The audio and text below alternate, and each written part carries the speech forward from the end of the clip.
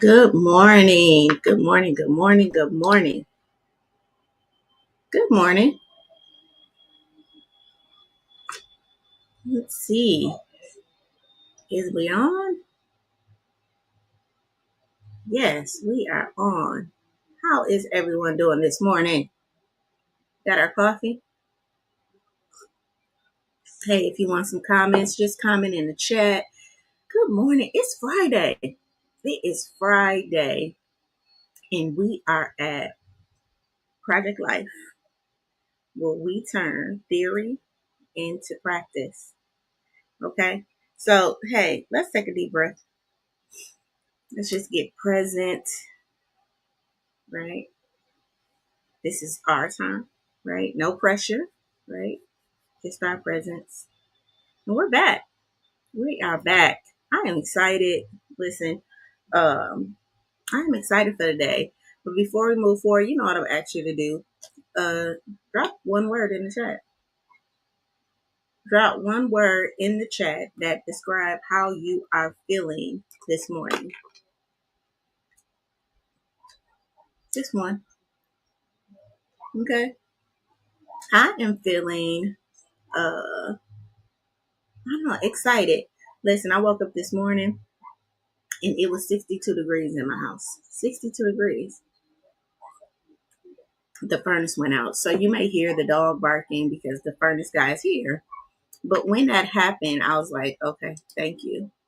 Um, Thank you to my source of life, because whenever we set an intention, right, there's going to be some resistance that comes with that. And to me, like waking up to 62 degrees and I'm like, how am I going to set this up? It's going to be cold. It's just like, yeah, we're doing the right thing. So put one word in the chat for me. All right. Remember, this week, we're talking about lack, right? We're using the lemons framework, right? From lemons to lemonade. And we're talking about lemons, right? Our lack of energy, motivation, organizational skills, necessary supports, and skill sets that are really stopping us, right, from having the life that we desire and deserve. All right. And so every week we're using the Stop It framework to really help us with this lemons condition, right? So the prescription is lemons. The prescription is stop it now. And then as a result, we're going to get lemonade in 2025. All right. And that is what Project Life is all about. All right. So we talked about lack. And again, I'm going to go to the story. Lack was the first sin, right? The story goes, Satan approached Eve and told Eve, like, hey, from all the trees, you cannot eat, right? And he took her, the whole idea around that conversation was that he took her thoughts from what? He took her eyes off of all the abundance that she had access to and truly just made her think about this one space in her life where she was lacking, right? And how often has that happened to us where we have, good morning, Miss Kim. Good morning, cousin Gladys. How often have we taken our thoughts off of all the abundance, off of all the blessings, and truly focused on that one speck, right? Or that two specks, or, or just the lack in our life and not truly focusing on what we have and what we have been blessed with and what we will continue to be blessed with. All right. So in the framework, Stop It, today we're going to talk about this inner critic. And the it in Stop It stands for the it factor, right? And this is our fifth step. This is our inner critic, right? This voice in our head that tells us that we are not enough, that we never have enough, that we don't deserve abundance, right? And so today we're going to take a deeper look into how to really control this voice. And over this year, hopefully, you become a member of Project Life, right? And we start to do some deep diving with you to really help you to start to master this inner critic and live with it, right? Because it's not going anywhere, right? It's kind of like It's always going to be there. And I know that we want to get rid of it, but it's actually a part of being human, right? And it's all of the thoughts, all of the stuff from the collective conscious. And if you remember, I talked about what that collective conscious is on Wednesday and yesterday. And really, this collective conscious is like consumers' energy, right? It has the source of energy, right? It shoots that energy out to the streets, right? To these poles. Those poles then, are connected, and then they shoot the electricity or the energy into our homes, right? And then our homes have this breaker box, right, with breakers in it. And then each one of those breakers is representative of a space in our room. And then in that room, there's an outlet that we plug into, right? And we tend to think it's just about us and that outlet that is allowing me to communicate with you right now is just a plug, right? But it's connected, right, to this bigger force, to this bigger place of existence. And when we know that there's a collective conscious, when this inner critic comes in, we don't really have to take it personal, because we know that sometimes that's not our voice. Well, it's not our voice. It's a part of the collective conscience. And then I get a free will to opt out of that conversation. Does that make sense? If that makes sense, put a heart up for me. Or put a 1. Okay. Right. So the inner critic, I just want to say that your words create your reality, right? The way you speak to yourself, right? Your self-talk really determines whether you move from this collective conscience, whether you move from lack and move into abundance. I said this yesterday. We are manifesting our minimum standard every day, every moment, every every opportunity. When what we are experiencing is our minimum standard, right? Your life right now is a reflection of what you are willing to tolerate. Take a deep breath and take that in. Because a lot of us don't feel like we have control over our life, but actually you are living your minimum standard, you know? And if you're living your minimum standard, guess what? You're not living to your vision, right? Your desire, the thing that you ultimately want in your life. Okay. So whether it's your financial situation, your relationships, your sex life, your career, right? It is always, you are always expressing your minimum standard, right? It's a dance where we are learning to no longer truly accept or tolerate what doesn't serve us anymore. And we have the right to upgrade this minimum standard. Okay. We have the right to upgrade our minimum standard. But if we are not doing the work, right, and if we don't know how to do that, then we're going to continue to repeat this pattern. And that's what I talked about yesterday. And just know that the thoughts or whatever got you here, right, it won't take you there. So something has to change. And the biggest thing that has to change is this inner critic, this inner dialogue, right? So tell me this, what does your inner critic say to you the most, right? Does it tell you that, I'm not, I'm not good with money, right? I can never catch up. I always mess things up, right? Right. I remember when I was younger, I did hair, and I'm always going to give a story because my hope is that in my stories that you can find a story that either matches it or mimics it, so you can go on your own journey in your head and think about a time when something similar or similar happened. Okay, thank you for that heart and one, Kim. So when I was younger, I did hair, and when I did hair, like money was coming, right? Anybody that know me know I would just have like pockets full of money because I would just get done doing a person hair, just stick the money in my pocket. And at night I would get really tired. So sometimes I wouldn't take the time to like count my money. And my mom would wash our clothes. And sometimes some of that money would be, she would find it in a washer. Or, my little brother would be sneaky and he'll come take my smaller little brother, he would take some of it, right? And so my mother would always say, "You're not good with money. You are just not good with money. Your money is everywhere." Now, being a 16, 15, 16, 17-year old, hearing that over and over again, it became a pattern, like a belief in me that I was not good with money. All right. So what do you think happened when I became an adult? Right? Even though I made an abundance of money, and even though I accumulated an abundance of assets, right? Homes, cars, you know, sometimes I was paying for college and all of that. There still was this little voice in my head that was like, whenever something didn't get paid or didn't get addressed or I couldn't go somewhere, right? That voice would come up. I'm not good with money. Though that balance in life would show up because it needed to, right? To help me redirect my goals or refocus or recalibrate, right? But I didn't see it at the time as an opportunity for me to grow, shift, learn, right? I saw it as validation that I was not good with money. Okay. And so then I had to get a money coach, right, to really help me to start working through my money story and really stop the stories I was telling myself. And those stories was triggering this feeling of lack and not enoughness around my money, right? Which created this obstacle where I started treating money like it was my side chick. Like I really don't need you, but I really do need you. And, you know, which developed this pattern where money came in real fast and money left out real fast. All right. So you drop something, think about what your inner critic told you the most and how that became a pattern and how we can pin that in our head so that you can, right, change that dialogue. All right. Because you do have the power to change those thoughts.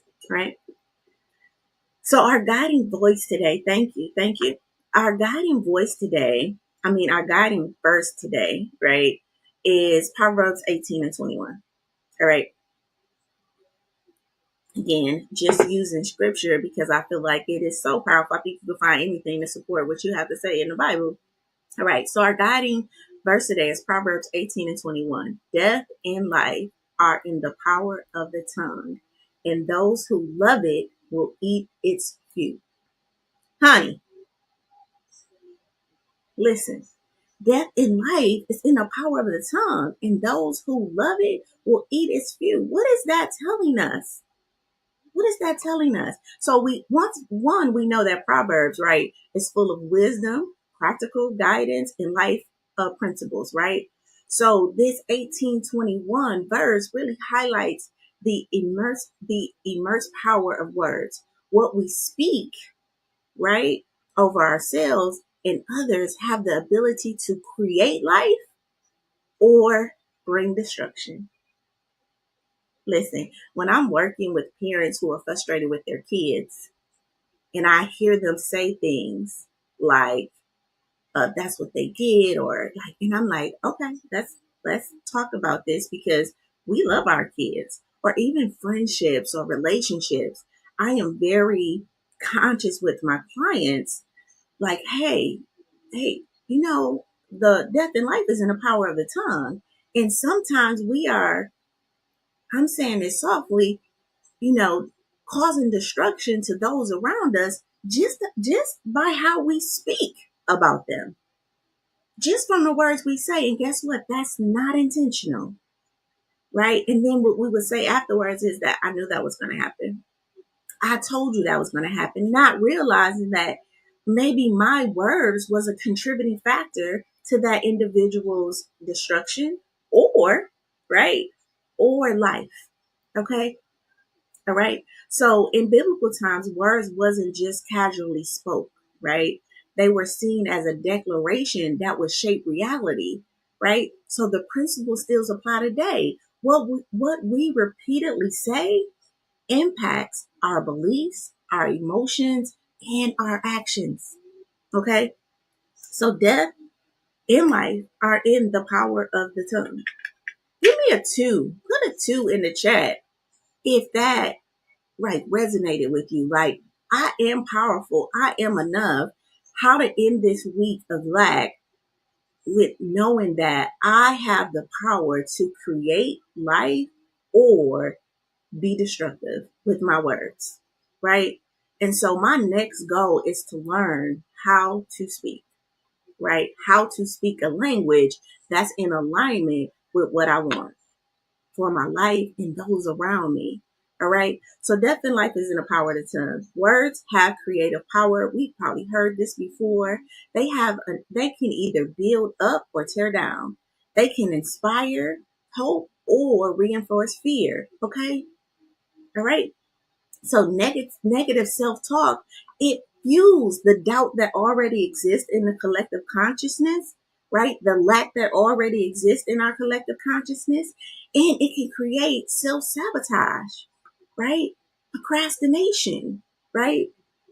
Imposter syndrome, right?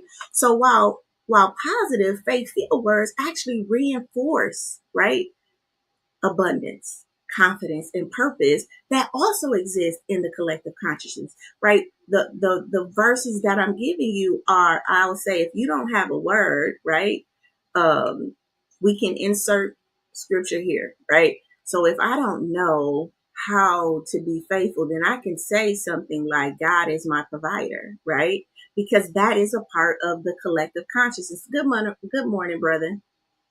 Um, Yes. And so let's go to the next part of this. And those who love it will eat its fruits, right? So the fruit, or an apple orange, I can't really say the word fruits. I say it a little loopy, but the fruit here represents consequences of our words. So whether positive or negative. So those who love it will eat its fruits. If we speak abundance, faith, and possibility, we will see growth, success, and breakthroughs, right? If we speak doubt, fear, and limitation, we will experience lack, stress, and stagnation. All right. So in essence, you will live the reality of your words you speak. Now, that's even in the sense of, if I know that no weapon formed against me shall prosper, I know that. That doesn't mean that a weapon won't form. Like waking up this morning to 62 degrees in my house, right? But no weapon formed against me shall prosper. It didn't prosper. I called the furnace guy. He here at 8 o'clock. You know, I turned on the heater, the little heater. You may hear it in the back, and we were still good. So even though we speak, even though we are conscious about how we speak, it don't mean that the weapon won't form. It just means that it won't prosper. Why? Because you have a language that is working with you, right? To help to kind of keep it at bay. I see you, right? Thank you for being here. I'm talking about this weapon. Thank you. I appreciate you, right? But there's no space for you here. Okay. All right. I'm going to turn this obstacle into an opportunity for me to what? To overcome, right? And when I do that over and over again, that builds my confidence. That feeds this worthiness, right? And then that aligns with this collective consciousness that says what? I am beautifully, wonderfully made, right? All right. So in essence, you will live in the reality of the words you speak.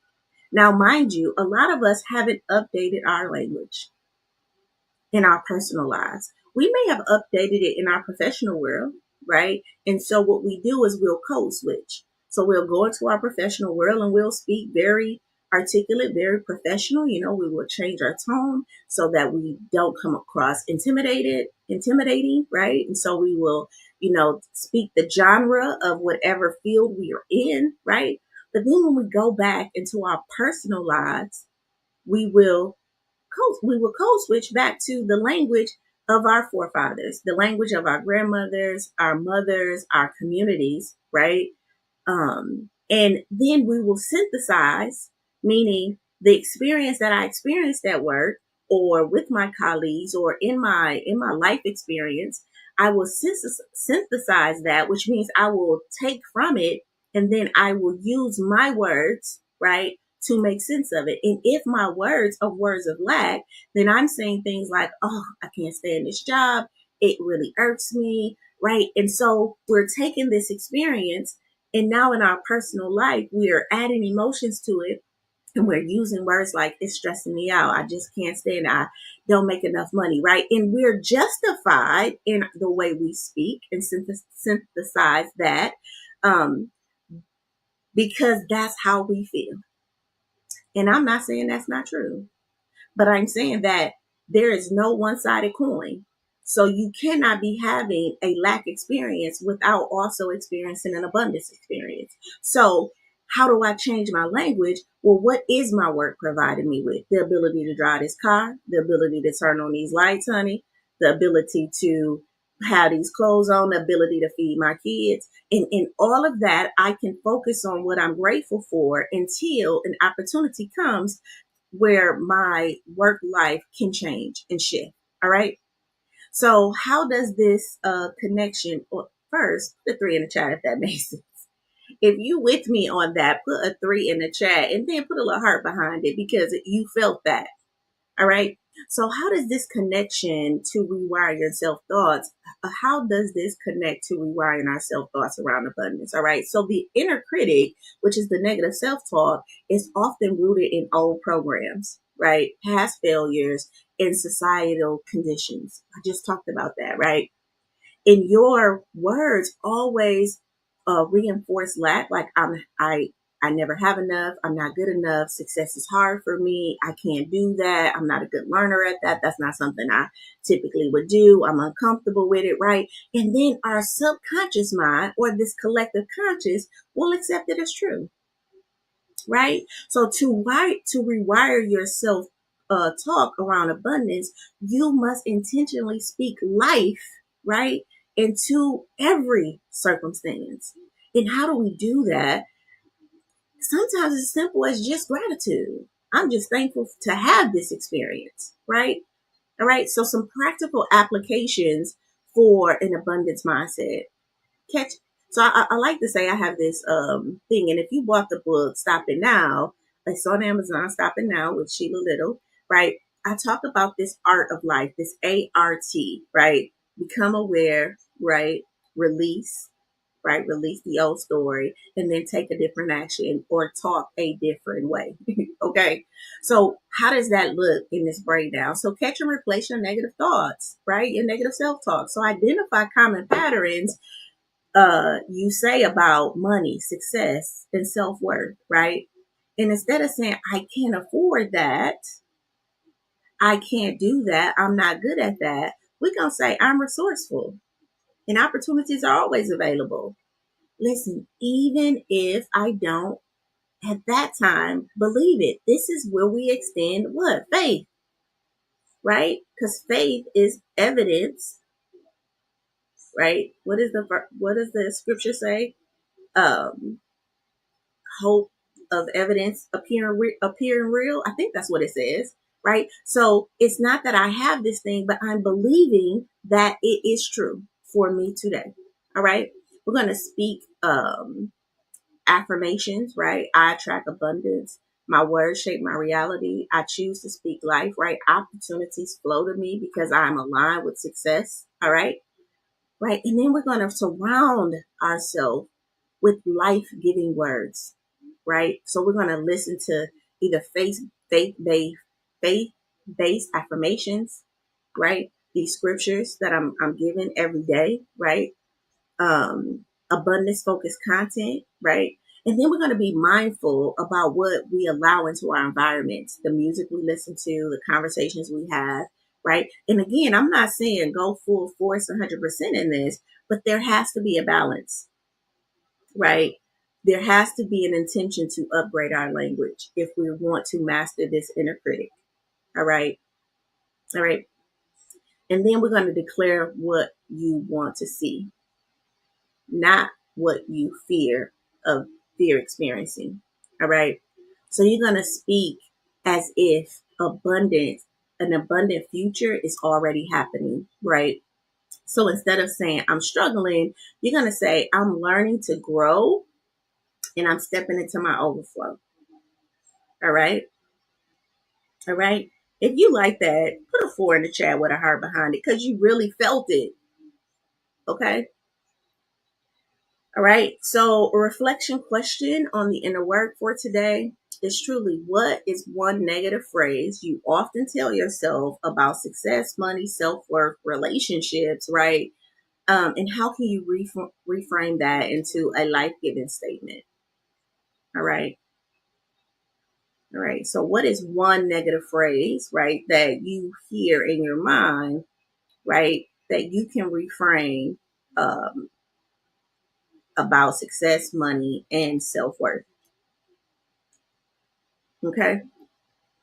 Sometimes when I start talking and it's aligned, I kind of get like this little, um, I don't know, like this little lightheaded, fuzzy feeling. So if you see me took my headphones out, it's because I just need to breathe and be like, it's okay, I'm safe. All right. Okay. So final thoughts. Your words are seeds, right? So every time you speak, you are planting something that will eventually grow, right? So I'm going to ask a question that I want you to think about. What kind of harvest do you want? Right? So in Proverbs 18:21 reminds us that to be intentional with our words, we're choosing life, we're choosing faith, and we're choosing abundance in every situation. Now, we're planting a seed. What does that mean? That means that it's going to take time for me to harvest this, right? Because each seed is a gestational period, right? So just like I'm giving these bite-sized recipes to you every day, right? And over time, you will start to see the shift happening. Once you start to update your language, over time, it's going to happen. And I always tell, my clients and people that I'm around, we typically will overestimate what we can accomplish in a year, right? But we underestimate the power of just giving ourselves 3 years, right? So I'm, 46. By the time I'm 49, right? If I plant a seed, by the time I'm 49, I could possibly be the probability of me experiencing that is in the 90%, right? In some way, shape, or form. But if I don't start to speak, right, life in certain areas of my life, the probability of me experiencing what I'm experiencing right now, my minimum standard, in 3 years is 100%. I will still be right here repeating the same thing. All right. And that's where the Stop and Now framework came about. And that's why Project Life is here. And that's why the condition of lemons, we insert this prescription of stop it now so that we can make lemonade in our life. All right. So rewiring our self-talk, I just want you to write down one negative phrase your inner critic says often. And then I want you to rewrite that phrase as if you were speaking life into yourself. All right. So I'm terrible with money. That would be the old thought, right? And the new thought is I'm learning and growing in my financial journey every day, right? All right. So let's take a deep breath with that. Hey, if that resonated with you, put a 5 in the chat for me or just give me a heart, right? We are, okay, when we take control of our inner dialogue, we start to take control of our reality. All right. Are y'all ready for today's affirmation? Yes. I speak to myself with love. I am enough. I have enough. I trust in my abundance. All right. I have another one for you. Okay. So everything I need is already within me, and I am divinely equipped for success. All right.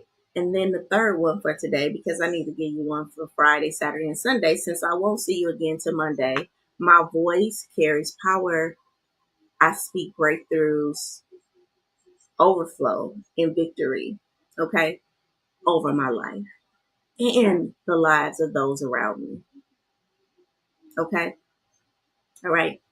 And so we're going to set an intention for today and we're going to start to do this. So the intention is today, I will be mindful. And what setting intention is basically it's shifting, right, the energy. It's kind of like putting directions in a roadmap.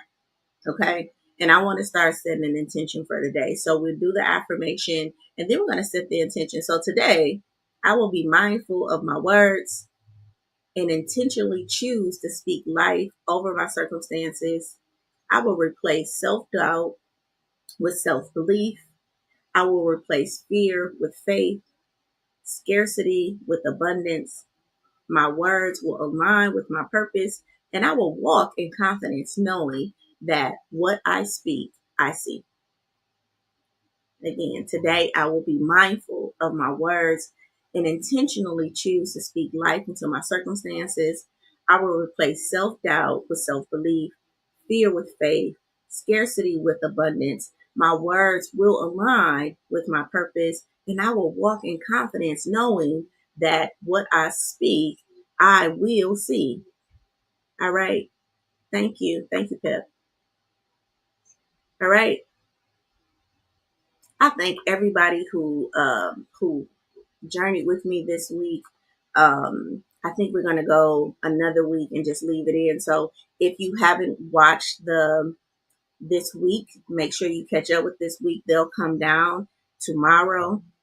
They will go into the membership portal. So if you want the replays of this, make sure you go to SheilaLittle.com/life.